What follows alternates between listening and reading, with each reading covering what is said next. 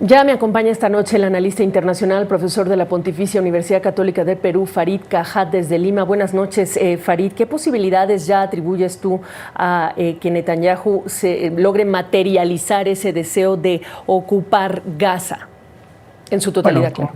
Bueno, sí, como mencionaba, su reportero ya ocupa el 75% de Gaza y además, como menciona la Organización de Derechos Humanos israelí Gisha, buena parte del resto de Gaza está bajo órdenes de evacuación o son zonas prohibidas para los civiles palestinos.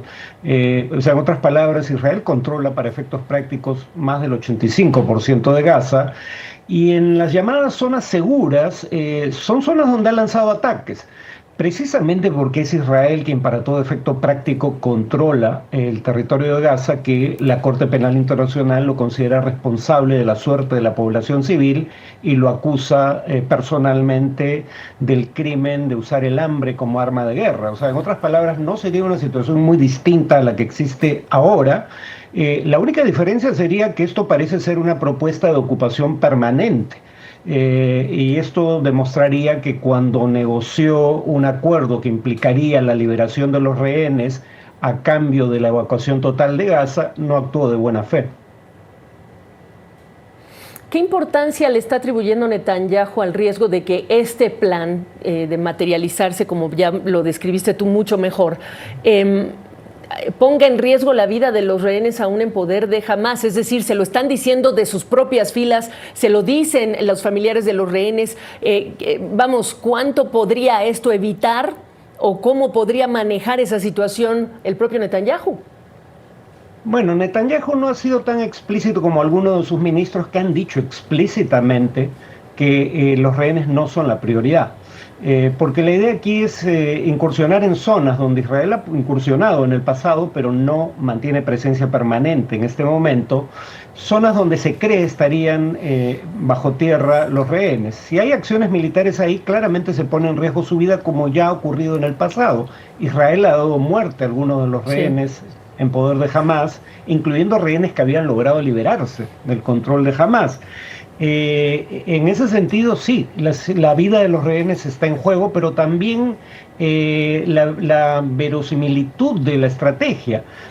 Decenas o centenares, más bien, de ex jefes de seguridad e inteligencia emitieron un comunicado conjunto diciendo que era tiempo de llegar a un acuerdo de cese al fuego definitivo y la evacuación de Gaza, y como ustedes han reportado, el propio jefe de Estado Mayor no está de acuerdo con el planteamiento de Netanyahu.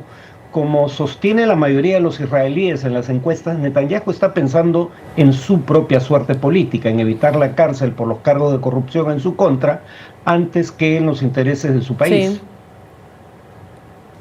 Sí. Hacia allá iba yo, en la agenda interna, con esto que has descrito, ¿cuánto puede hacer contrapeso la sociedad a través de estas manifestaciones que hemos visto en más de una ocasión, pero también en esta jornada? Sí, el problema en este momento es, digamos que el Parlamento está en el receso de verano y el Parlamento es quien podría enmendarle la plana a Netanyahu porque ya perdió la mayoría. O sea, hay 60 congresistas del lado de la coalición de gobierno, pero 60 ya están en la oposición. Pero en tanto el Parlamento no vuelva a reunirse hacia principios de octubre, el Parlamento no podría tomar acción. Entonces la presión es directamente sobre el Premier, pero Netanyahu es consciente que la gente que se está movilizando no es la gente que votó por él o su coalición, no es la base a la que debería responder. Entonces me temo que probablemente no sea suficiente para obligarlo a cambiar de curso. Si no hay presión de Estados Unidos, y no parece haberla tampoco, lo único que podría hacer que cambie esa decisión en este momento es que se llegue a un acuerdo de cese al fuego con Hamás, pero eso es precisamente lo que está en discusión. Algunos creen que tiene estas declaraciones maximalistas para ejercer presión sobre Hamás y que éste retroceda en sus demandas en la mesa de negociaciones. Pues mucho más que analizar, se me acabó el tiempo. Farid, un gusto saludarte, gracias por el análisis. De nada, hasta luego.